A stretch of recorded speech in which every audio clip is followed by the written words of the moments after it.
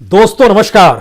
एक ऐसा राज्य जो कर्ज में डूबा हुआ है, एक ऐसा राज्य जिसकी अपनी जीडीपी नेगेटिव में है, एक ऐसा राज्य जहां का युवा अपने राज्य को छोड़ने के लिए बेचैन है, एक ऐसा राज्य जहां की किसानी ने इस देश का पेट भरा, वहीं का किसान आज 2 जून की रोटी के लिए तरस रहा है, एक ऐसा राज्य जहां की अपनी राजनीतिक जमीन इतनी खोखली हो चली है कि उस पर कब्जा करने की रणनीति और राजनीति की बिसात कुछ इस सलीके से बन चली है कि जब से यह राज्य बना तब से इतने गुणा भाग कभी इस राज्य ने देखे नहीं। लेकिन इस बार के चुनाव में इस राज्य के सामने 1 नहीं, 2 नहीं, 3 नहीं, 4 मुख्यमंत्रियों के चेहरे हैं। सभी मुख्यमंत्री बनना चाहते हैं, लेकिन उस राज्य को वो दे क्या पाएंगे, इसका विजन और इसका मैनिफेस्टो किसी के पास नहीं है। इस राज्य का नाम पंजाब है। जिस राज्य ने इस देश में इतना अन्न उपजाया कि इस देश का पेट भर गया, उसी राज्य की आर्थिक स्थिति, उसी राज्य की सामाजिक परिस्थिति और उसी राज्य की राजनीतिक परिस्थितियों की जमीन पर हम चाहते हैं आज आप खड़े हो जाएं, क्योंकि दुनिया भर की नजर पंजाब को लेकर लगातार ठिठकती रहती है। कनाडा से भी आवाज आती है पंजाब में इस बार क्या होगा, ऑस्ट्रेलिया से भी आवाज आती है, यूनाइटेड किंगडम यानी ब्रिटेन से भी आवाज आती है और अमेरिका में बसे हुए सिखों को भी इस बात की चिंता है कि आखिर पंजाब में होगा क्या। मालवा का इलाका जो पूरे तरीके से किसानी से पटा पड़ा है और जो भी मुख्यमंत्री की रेस में है वो सभी मालवा से आते हैं और उस मालवा की जमीन पर जो जमीन के नीचे का पानी है वो लगातार और नीचे दर और नीचे होता चला जा रहा है, जहां की मंडियां आज की तारीख में अनाज खरीद पाने की परिस्थितियों को झेल नहीं पा रही है, जहां के आड़ती खत्म हो चले हैं। उस मालवा से निकलकर अपने अपने तरीके से सीएम बनने का दावा जो कर रहे हैं उनकी फेरिस्त एक तरफ है, लेकिन इस पंजाब के भीतर का सच क्या है। राजनीतिक तौर पर 2022 पंजाब के लिए इससे पहले के किसी भी चुनाव से कहीं ज्यादा महत्वपूर्ण हो चला है। क्या यह इसलिए है क्योंकि पहली बार राज्य का एक मुख्यमंत्री दलित समुदाय से आता है? यह पहली बार है जब प्रधानमंत्री की सुरक्षा में चूक हुई और राष्ट्रीय तौर पर यह मुद्दा कुछ इस तरीके से गूंजा कि राज्य के दलित मुख्यमंत्री को ही कटघरे में खड़ा कर दिया गया? या फिर उसी मुख्यमंत्री ने जिस तरीके से इस पूरे कांड को अपने अनुकूल करने के लिए तमाशा भी किया, क्या यह राजनीतिक मुद्दा है? या फिर राजनीतिक मुद्दा यह है कि दिल्ली का मॉडल पंजाब के मॉडल में कहीं फिट बैठा दिया जाए? या फिर मॉडल यह है कि देखिए किसानों को लेकर हमने एनडीए में साथ छोड़ दिया, मंत्री पद त्याग दिया और अलग सी राह पकड़ ली, अकाली का रास्ता क्या यह है? और जिस कैप्टन का चेहरा और जिस कैप्टन की साख पर 5 बरस पहले कांग्रेस जीत कर आई, उसी कैप्टन को दरकिनार कर दिया गया और यह कहते हुए किया गया और इसकी जानकारी खुले तौर पर परोसी गई कि वह दिल्ली की सत्ता के अनुकूल काम कर रहे थे, या फिर उन पर ईडी के केस थे इसीलिए उनके पास खुलकर कुछ कहने की ताकत नहीं थी, या फिर यह सीमावर्ती राज्य है जो सीधे तौर पर पाकिस्तान की सीमा से सटा हुआ है, वह भी मुद्दा है क्या? और खास तौर से तब भी जब आप अटारी बॉर्डर पर पहुंचते हैं तो लगभग 3 बरस पहले की परिस्थितियों में चले जाइएगा तो वहां के व्यापारियों की जो आर्थिक स्थिति थी बहुत बेहतर थी। अफगानिस्तान से भी माल आता था तो उसी रास्ते आता था, पाकिस्तान से भी द्विपक्षीय व्यापार होता था तो उसी रास्ते होता था, लेकिन अब सब कुछ ठप पड़ा है। पंजाब के भीतर की उत्पादन, पंजाब के भीतर का इंफ्रास्ट्रक्चर, पंजाब के भीतर की इंडस्ट्री, पंजाब के भीतर का सर्विस सेक्टर, सब कुछ तबाह हो चला है क्या? और जो अलग अलग उद्योग जो चाहे लुधियाना में चलते हो चाहे पटियाला में चलते हो, इस दौर में मजदूरों के पास काम नहीं है। मनरेगा मजदूरों की तादाद बढ़ी है तो फिर चुनावी मुद्दे होंगे कौन से? हमें लगता है एक एक करके आज इन परिस्थितियों को टटोल लीजिए, क्योंकि यह एक ऐसा राज्य है जो भीतर से इतना खोखला हो चला है कि उसकी गद्दी पर कौन बैठेगा और बैठने के बाद क्या कुछ कर देगा, यह भी अपने आप में किसी जादुई परिस्थितियों के समान है। इन आंकड़ों को परखने के साथ एक बात और जहन में रखिए, जो भी पॉलिटिकल पार्टी कह रही है हम सत्ता में आएंगे तो महिलाओं को यह दे देंगे, जो भी आता है कहता है हम पावर सब्सिडी दे देंगे या बिजली दर माफ कर देंगे, जो भी आता है कहता है हम पेंशन बढ़ा देंगे, सामाजिक सुरक्षा देने लगेंगे, उसके नाम पर भी आपको पैसा दे देंगे। जो भी आता है कहता है पिछड़ों को भी रियायत दे देंगे। इन तमाम पॉलिटिकल पार्टीज को जब आप छुइएगा तो आपकी जानकारी में आएगा कि अच्छा, इतनी बड़ी तादाद में, तब तो ये लगभग 80,000 करोड़ रुपया, इतना पैसा सबके पास कहां से आएगा? वह राज्य जो तकरीबन 3 लाख करोड़ के घाटे और कर्ज में डूबा हुआ है। जरा इन परिस्थितियों को समझने की कोशिश इसलिए कीजिए क्योंकि मौजूदा वक्त में जो चारों रेस में है या पांचों रेस में है, पांचवें का मतलब यहां पर बलवीर सिंह राजोवाल को भी हम जोड़ना चाहते हैं। किसानों के आंदोलन और उसके बाद पॉलिटिकल पार्टी के जरिए चुनाव मैदान में उनकी संयुक्त समाज पार्टी भी है। वह खुद चुनाव लुधियाना के समराला से लड़ रहे हैं। यह मालवा का इलाका है। जो लुधियाना की सीट है, यहां पर 14 विधानसभा की सीटें रही है, जिस पर कांग्रेस ने पिछली बार 8 पर कब्जा किया था। आम आदमी पार्टी ने 3 पर कब्जा किया था। अकाली दल ने 1 पे किया था और बाकी 2 पे अन्य ने किया था। यानी बिखरा हुआ ये पूरा इलाका। सिर्फ लुधियाना का हम जिक्र कर रहे हैं, मालवा के भीतर में। दूसरी स्थिति है कैप्टन के साथ। कैप्टन पटियाला से लड़ते आए हैं, यह भी मालवा में आता है। यहां की 8 विधानसभा सीटों में से कांग्रेस ने पिछली बार 7 सीटें जीती थी। तो क्या वाकई इस बार उन 7 सीटों पर सिर्फ कैप्टन के चेहरे के मुकाबले और उनकी अपनी साख की बदौलत, जो एक अलग पॉलिटिकल पार्टी बना चुके हैं, जीत मिल जाएगी? यह भी एक सवाल है, क्योंकि यहां की 1 सीट अकाली ने जीती थी, 7 सीट कांग्रेस ने जीती थी। अब कांग्रेस और कैप्टन आमने सामने खड़े हैं। तीसरी सीट है चेन्नई की। यह दरअसल मालवा के चमकौर साहिब से, चमकौर साहिब जो है रूपनगर के हिस्से में आता है, इस डिस्ट्रिक्ट में आता है। यहां पर जो विधानसभा की सीटें हैं रूपनगर की, 3 सीटें हैं। कांग्रेस 2 सीटों पर जीती थी, 1 सीट पर आम आदमी पार्टी जीती थी। वह मुख्यमंत्री हैं, तो क्या उनके दायरे में कम से कम ये 3 सीटें तो जीत लें? इतना तो मानकर चलिए कि उस जिले में उस मुख्यमंत्री के चेहरे का प्रभाव होगा। और चौथी सीट भगवंत मान की है, जो आम आदमी पार्टी के उम्मीदवार हैं। यह पहले सांसद संगरूर से थे। उसी संगरूर की 1 विधानसभा सीट धुरी है। उस धुरी से वह इस बार चुनाव लड़ेंगे। यह भी मालवा में आता है। और यहां की 7 विधानसभा सीट, यानी जो सांसद था उसके मातहत 7 विधानसभा सीटों में पिछली बार आम आदमी पार्टी सिर्फ 2 सीट जीत पाई थी। 4 सीट कांग्रेस ने जीती थी, 1 सीट अकाली ने जीती थी। तो पहला मैसेज है कि यह पूरी लड़ाई मालवा की है। मालवा की पहचान किसानों से जुड़ी हुई है और पहली बार एक किसान नेता बनकर चुनाव मैदान में अपनी पॉलिटिकल पार्टी के साथ है, जिसका जिक्र ना तो किसी सर्वे में है ना किसी न्यूज चैनल में है। वो खो गया है। तो क्या वाकई पंजाब के किसान उसी पारंपरिक राजनीति की दिशा में जाएंगे, या समझेंगे कि दरअसल इस दौर में बलवीर सिंह राजोवाल, जिनकी पॉलिटिकल पार्टी ने अब समझौता चाढ़ूनी ग्रुप से भी कर लिया है, तो क्या एक किसानों की पार्टी अपने तौर पर मालवा में कोई कर्तव्य नया दिखा सकती है? यह किसी के जहन में भी आएगा। और मालवा की सीटों को अगर पलखना शुरू कीजिएगा तो लगभग 69 सीटों में से आम आदमी पार्टी यहां 18 सीटें जीत पाई थी पिछली बार। 40 सीटों पर कब्जा कांग्रेस ने किया था, 8 सीटों पर अकाली दल ने किया था। इस जगह की पहचान अगर किसानों की है तो इसके समानांतर दूसरा हिस्सा आता है माझा का इलाका। माझा की 25 सीट, जो एक लिहाज से ऐतिहासिक गुरुद्वारों की वजह से जाना जाता है। पठानकोट, गुरदासपुर, अमृतसर, तरन तारण, ये 4 जिले हैं, 25 सीटें हैं। यहां पर आम आदमी पार्टी 1 भी सीट जीत नहीं पाई थी। कांग्रेस ने 22 सीट जीती थी, अकाली दल ने 2 सीटें जीती थी, 1 अन्य के खाते में चली गई थी।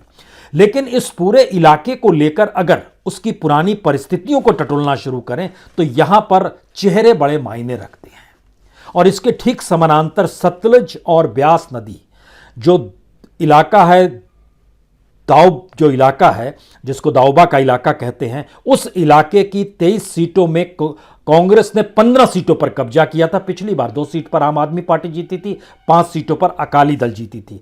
लेकिन इस इलाके की अपनी पहचान को लिए हुए, जो खास तौर से दाऊबा का इलाका, इसकी पहचान सतलज ब्यास नदी के बीच का हिस्सा है, लेकिन यहां पर डेराओं का कब्जा है।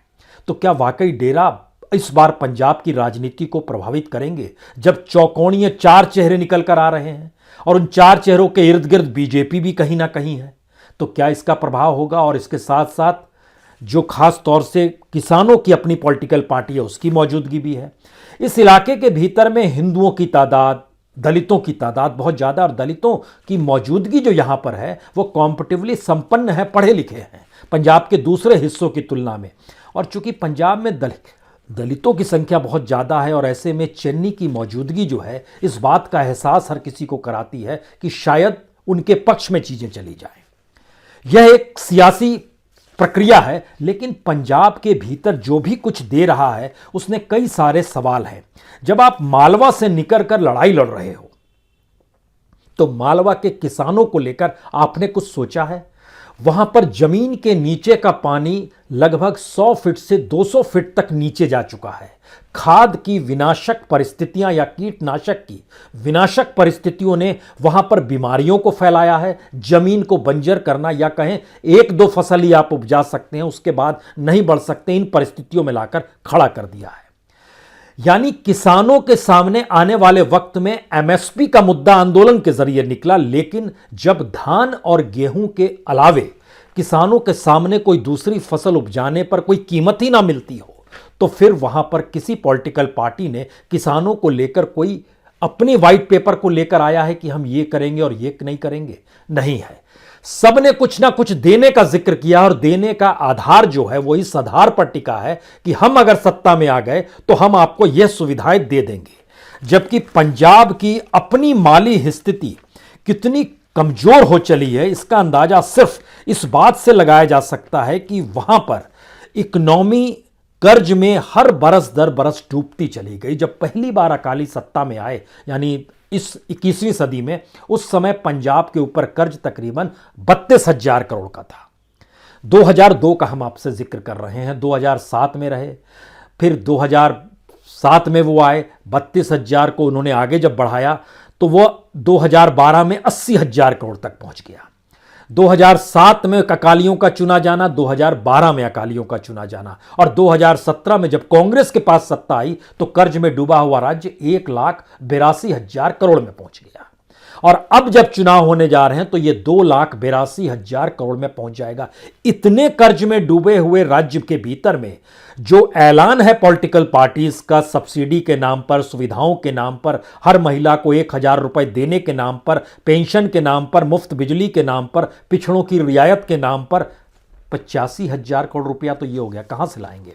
और खास तौर से तब जब वहां की अपनी परिस्थिति बतलाती है कि जो आय है उससे ज्यादा खर्चा है, यानी कमाई कम है, खर्च ज्यादा है, और जो जरूरी खर्चा है उसको भी जुगाड़ना राज्य सरकार के लिए मुश्किल हो गया है। वह भी आरबीआई से पैसा लिया जाता है। आप कहेंगे क्या मुश्किल हो गया है? जनाब, सैलरी देना, बिल्डिंगों के रख रखाव के लिए जो पेंशन दी जाती है, जो रिटायरमेंट होता है उसको जो सुविधाओं के साथ भुगतान किया जाता है, इन सारे खर्चों को भी अगर जोड़ लीजिएगा तो भी यह लगभग 40,000 करोड़ को छू देंगे। यानी सैलरी है, मजदूरी है, पेंशन है, रख रखाव है इमारतों का, और रिटायरमेंट के बेनिफिट्स देने की बात में ही 40,000 करोड़ रुपया खर्च हो जाता है। कहां से पैसा आएगा? किसी ने बताया है? किसी पॉलिटिकल पार्टी ने इस बात का जिक्र किया है कि हमारे पास कोई मॉडल है? या सिर्फ यह मॉडल है कि हमारे पास एक वहां मॉडल है, एक हमारा वहां मॉडल है? तब तो हम लोगों ने 2014 में गुजरात मॉडल भी सुना था। तो क्या दिल्ली मॉडल के भरोसे पंजाब को सौंप दिया जाए? दिल्ली जहां की आर्थिक स्थिति और जहां पर टैक्स पेयर की परिस्थिति, जहां पर जीएसटी कलेक्शन और जहां पर प्रति व्यक्ति आय पंजाब की तुलना में बहुत ज्यादा है, तो क्या इस मॉडल को वहां ले जाया जाए? या फिर इन परिस्थितियों में लेकर आया कि नहीं नहीं, पंजाब को कॉम्पिटिटिवली और बेटर बनाने के लिए आप हमको एक बार और सत्ता दे दीजिए, ये जो राजनीतिक दल मांगते हैं? क्या वाकई ऐसी स्थिति है? हमें लगता है जब इन बातों का हम जिक्र कर रहे हैं और कोई इस बात को समझ नहीं पा रहा है कि पंजाब की महत्ता क्या रही है, और पंजाब में अगर ग्रीन रेवोल्यूशन हुआ था उस वक्त और आज की तारीख में कितना पानी सतलज और ब्यास नदी से बह चुका है, और उस बहते हुए पानी के साथ साथ वहां का युवा, यानी पूरी एक पीढ़ी पंजाब को खाली करके चली गई। उस पीढ़ी के भीतर का सच क्या है? हम किसानों पर आए उससे पहले एक बात जान लीजिए, पंजाब के भीतर में कोई भी मौजूदा पीढ़ी अपने बच्चे को किसानी के तौर पर नहीं देखना चाहती है, और किसान का बेटा वहां पर जो पंजाब में, वह किसी तरीके से भी निकलकर कनाडा जाना चाहता है, यूके जाना चाहता है, ऑस्ट्रेलिया जाना चाहता है, अमेरिका जाना चाहता है, और उसी का पैसा जो वहां से होता है वो रेमिटेंस के तौर पर जो पंजाब आता है उससे घर बार चलते रहे हैं। यह एक पंजाब की बिल्कुल नई परिस्थिति है। यह स्थिति केरल की रही है, जहां पर अरब कंट्रीज में जो चलते चले गए वहां से जो पैसा आने लगा, लेकिन इस कोविड काल के दौर में और जो क्राइसिस है केरल ने इसे भोगा है, और जो कोविड काल के दौर में अमेरिका की भी जो परिस्थितियां थी और जो यूके की भी परिस्थिति थी, कनाडा की परिस्थिति थी, उसमें संकट वहां रहने वाले पंजाबियों के पास भी आया है। लेकिन एक बात यहां पर किसी को भी सोचनी चाहिए, जो पंजाबी पंजाब से निकलकर कनाडा की सियासत को साधने में लग गए, वहां की पार्लियामेंट तक में पहुंच गए, वह अपने तौर पर भारत को प्रभावित क्यों नहीं कर पाए? और स्थिति कितनी नाजुक है या उसके भीतर का खोखलापन पंजाब का कितना गहरा है, ये युवा पीढ़ी के जरिए समझिए। क्योंकि हम जब इस चीजों का अध्ययन कर रहे थे तो हम हैरत में आ गए कि पंजाब में तकरीबन हर जगह पर इस बात का शोर है कि कौन पंजाब अगले महीने छोड़ देगा, युवा जो है। और उसकी तादाद ये है, इस देश के भीतर में बहुत लोग दुनिया के अलग अलग हिस्सों में पढ़ने जाते हैं, बसने जाते हैं, लेकिन उनका 13 से 15% तक का हिस्सा पंजाब का होता है। पंजाब की जनसंख्या ओवरऑल 2% है भारत की तुलना में, पूरे भारत, लेकिन विदेश जाने वालों की तादाद लगभग 13 से 15%।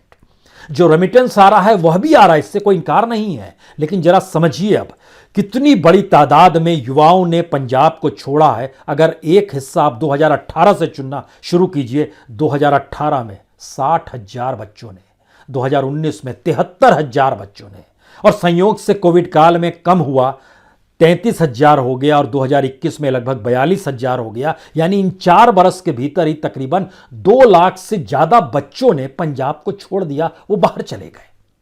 उससे पहले भी लगातार जा रहे थे, 2016 और 17, उन 2 आंकड़ों को लीजिएगा तो इन 2 बरस में तकरीबन 88,000 बच्चों ने छोड़ दिया।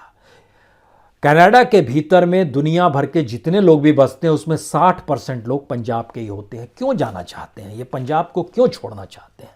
वहां की आर्थिक सामाजिक स्थितियों को संभाल पाने में राजनीति क्यों विफल हो गई है, और उसी राजनीति के दायरे में हर कोई सत्ता पर काबिज होने के लिए क्यों बेचैन दिखाई दे रहा है? ये सारे सवाल किसी को भी परेशान कर सकते हैं। क्योंकि जब हमने समझना शुरू किया कि परमानेंट रेजिडेंट यानी हम वहीं पर रहेंगे, इसके लिए जो अप्लाई किया गया उसकी तादाद 2016 में 39,000 थी, जो 2018 में बढ़कर लगभग 52,000 हुई, और 2019 में बढ़कर ये लगभग 80,000 हो गई। ये परमानेंट रेजिडेंट जो वहीं जाकर बसना चाहते हैं, इस देश को छोड़कर, पंजाब को छोड़कर। उस राज्य पर सत्ता की लड़ाई को हम किस रूप में आके महिलाओं को दिए जाने वाले 1,000 रुपए से आंका जाए, पेंशन योजना बढ़ा दी जाएगी उसको देखा जाए, बिजली मुफ्त दे दी जाएगी उसको देखा जाए, जो पानी जमीन के नीचे चलता चला जा रहा है और आने वाले वक्त में धान की खेती भी मुश्किल से होगी, जो ट्यूबवेल की संख्या है, आप कल्पना कर सकते हैं कितनी बड़ी तादाद में वहां पर ट्यूबवेल है। वहां पर 2 ही चीजें कही जाती है, विदेश जाने के लिए हर गली में IELTS यानी इंटरनेशनल इंग्लिश लैंग्वेज टेस्टिंग की आपको बोर्ड दिखाई दे जाएगा। उसकी संख्या कितनी है, उसका बाजार कितना बड़ा है, और दूसरी तरफ जो ट्यूबवेल से पानी निकाला जाता है उसकी संख्या कितनी है, उसकी तादाद क्या है, उसका नेटवर्क क्या है। इन दोनों को समझ लीजिए तो किसानों का संकट और किसी राज्य का संकट आपके सामने उभर कर आ जाएगा। IELTS जो है पूरे पंजाब के भीतर में तकरीबन 5,000 अलग अलग बोर्ड आपको दिखाई दे जाएंगे। यह अलग मसला है कि उसमें 90% अनरजिस्टर्ड है, और इसकी पूरी इंडस्ट्री जो है 1,500 करोड़ की है। इतनी बड़ी इंडस्ट्री में सिर्फ विदेश जाने का रास्ता खुला हुआ है। और जब हमने जानकारी हासिल की कि कितने बच्चों ने अप्लाई किया है तो पता चला इस बरस लगभग 5 लाख बच्चे IELTS यानी वो बाहर छोड़कर जाना चाहते हैं, उन्होंने अपीयर हुए इस परीक्षा के भीतर में। और यह संख्या ऐसा नहीं है कि पहले कम थी या बढ़ गई, ये एक औसत की परिस्थिति है जहां से 4 से 5 लाख के भीतर में बच्चे हर बरस अपीयर होते हैं इस एग्जाम को लेकर। जो जा पाते हैं उनकी संख्या हमने आपको बता दी, जो एक लिहाज से सबसे कम जो है 2020 में कोविड काल में था 33,000, उससे पहले और ज्यादा था।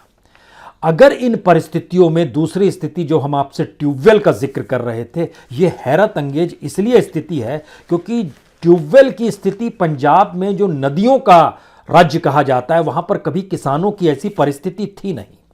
लेकिन उस बारे में जब हमने सरकारी आंकड़े को देखना शुरू किया और समझना शुरू किया क्या वाकई ऐसी स्थिति है, तो जानकारी मिली कि लगभग हर बरस जो है 2 लाख ट्यूबवेल इस दौर में लगते चले जा रहे हैं। और यह कल्पना के परे है कि आज की तारीख में वहां पर लगभग 17 लाख ट्यूबवेल लग चुके हैं। 17 लाख ट्यूबवेल। किस राजनीति की बात करें और किस सत्ता का जिक्र करें और किसके जरिए वहां की इकोनॉमी को संभालने का जिक्र किया जाए? 3 सवाल का जवाब कोई भी पॉलिटिकल पार्टी या कोई भी मुख्यमंत्री बनने का चेहरा क्या दे पाएगा? उसके सामने एग्रीकल्चर को लेकर कौन सा विकल्प है जो पंजाब के किसानों को किसानी करते हुए अगली पीढ़ी को भी किसानी कराने की परिस्थिति में लाकर खड़ा कर दे? यहां एक चीज पहले समझ लीजिए, इस देश की जीडीपी में कृषि का योगदान 14 से 16% के बीच रहता है। पंजाब के भीतर में कृषि का योगदान 25 से 30% के भीतर रहता है। और जिस काल में इंडस्ट्री बैठ गई, मैन्युफैक्चरिंग बैठ गई, सर्विस सेक्टर बैठ गया, उस काल में भी एग्रीकल्चर ने पंजाब को बचा कर रखा। हम इस बात का जिक्र कर रहे हैं, इन सब के बावजूद भी वहां पर गरीबी, मुफलिसी और जिस तरीके से है, क्या इसका कोई उपाय किसी पॉलिटिकल पार्टीज के पास है कि अल्टरनेटिव उसके पास क्या है, विकल्प क्या है, वो किस रूप में चीजों को खड़ा करेगा? क्योंकि अगला हिस्सा जो आता है वो गरीबी का आता है, जो और डराने वाला है। इतनी बड़ी तादाद में पंजाब के भीतर में जो गरीब हैं, जो बीपीएल हैं, गरीबी रेखा से नीचे हैं, जो अंत्योदय कार्ड पर चलते हैं, और 1 लाख परिवार ऐसे हैं जिनके पास अंत्योदय कार्ड है। जो गरीबी रेखा से नीचे हैं यानी बीपीएल हैं, उसमें शेड्यूल कास्ट के लगभग 16%, ओबीसी के लगभग 9%, अपर कास्ट के लगभग 3%। कुल जमा संख्या 3 करोड़ है। और किसान जो परिवारों के साथ वहां पर निर्भर है पूरी तरीके से खेती पर, उनकी संख्या 1 करोड़ है। बाकी उसके साथ व्यापार हिस्से को जोड़ दीजिएगा तो पंजाब के भीतर में 3 करोड़ की जनसंख्या में से आपको 2.25 करोड़ लोग ऐसे ही मिलेंगे जो खेती से ही जुड़े हुए हैं। लेकिन यह खेती उस राजनीतिक मैनिफेस्टो से हटकर है जो मुख्यमंत्री बनने को बेचैन है। जब सभी छोड़कर जाना चाहते हैं तो आप पंजाब में किस पे कब्जा करना चाहते हैं? कनाडा से जो बेचैनी दिखाई देती है कि हम तो पंजाब में एक पीढ़ी पहले छोड़कर आ गए या पिछले दिनों आ गए, लेकिन हमें चिंता है पंजाब की। किस बात की चिंता है आपको? पंजाब को संभालने की परिस्थिति में क्या पंजाबियों ने अपने आप में उन परिस्थिति को देखा है, समझा है? वहां की एग्रीकल्चर खत्म हो गई, युवा पीढ़ी गायब हो गई, एजुकेशन सिस्टम सिर्फ विदेश जाने के रास्ते को नापने लगा, मेडिकल इंफ्रास्ट्रक्चर कमजोर होता चला गया, गांव के भीतर की परिस्थिति नाजुक होती चली गई, बीमारियां इस रूप में चली कि पंजाब ही एकमात्र राज्य है जहां पर कैंसर एक्सप्रेस चलती है इलाज के लिए। और कैंसर एक्सप्रेस उसी खेती से निकली है जिसने वहां पर ग्रीन रेवोल्यूशन इस देश को दिया। जो अनाज उपजता था वह किस जहरीली जमीन के जरिए और वहां उपजने वाली चीजें किस रूप में जहर फैलाती चली गई, यह भी पंजाब का सच है। किस मुद्दों पर, किन चेहरों पर जिक्र किया जाए और किन आश्रय जिक्र किया जाए? प्रधानमंत्री की सुरक्षा में चूक हो गई, यह सबसे बड़ा मुद्दा है। लेकिन जिस राज्य की पूरी युवा पीढ़ी पंजाब छोड़कर चली गई वो कभी मुद्दा नहीं बन पाया। जहां पर किसानों ने आंदोलन किया और समूची दुनिया में उसकी गूंज हो गई, वही किसानी संकट में इसलिए आ रहा है कि कोई पॉलिसी इस देश में एग्रीकल्चर को लेकर और पंजाब के भीतर एग्रीकल्चर को लेकर आने वाले वक्त में कैसे सहेजा जाएगा, इसको लेकर नहीं है। हर किसी को जरूर दिखाई दे रहा है कि मोगा में खास तौर पर अडानी के जो गोडाउन्स बन रहे हैं, हर किसी को दिखाई दे रहा है एफसीआई के गोडाउन्स कैसे धराशायी हो रहे हैं, हर किसी को दिखाई दे रहा है कि मंडी ध्वस्त कैसे हो रही है, सरकार ने इस रूप में कैसे मदद करना बंद कर दिया है। किसी को दिखाई नहीं दे रहा है कि वो राज्य अपने आप में सिर्फ रिजर्व बैंक से उधारी ले लेकर किसी तरीके से चला रहा है, लेकिन अपनी रईसी और ठाठ में कोई कमी आने नहीं देना चाहता है। और उसी सत्ता की गद्दी पर बैठने के लिए हर कोई आमादा है।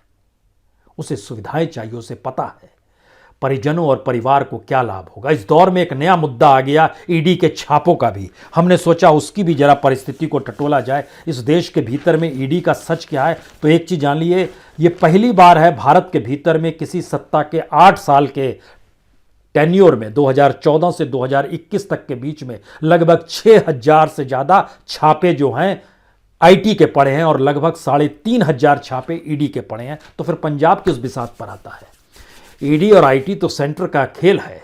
तो फिर यानी इस देश को संभालना, किसी राज्य के भीतर परिस्थितियों को संभालने से आंख मूंद बैठकर कभी अमेरिका से, कभी ऑस्ट्रेलिया से, कभी कनाडा से या फिर कभी ब्रिटेन और लंदन से फोन करके पंजाब के बारे में जानने वाले लोगों को सचेत होना होगा। एक मरते हुए राज्य को कैसे जिंदा करना है और एक देश के भीतर के संकट को कैसे किस रूप में उभारना है।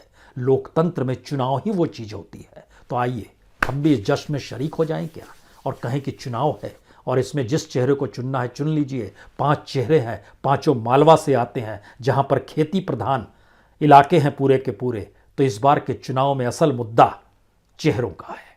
किसे चुनेंगे आप, तय कर लीजिए। बहुत बहुत शुक्रिया, बहुत बहुत शुक्रिया।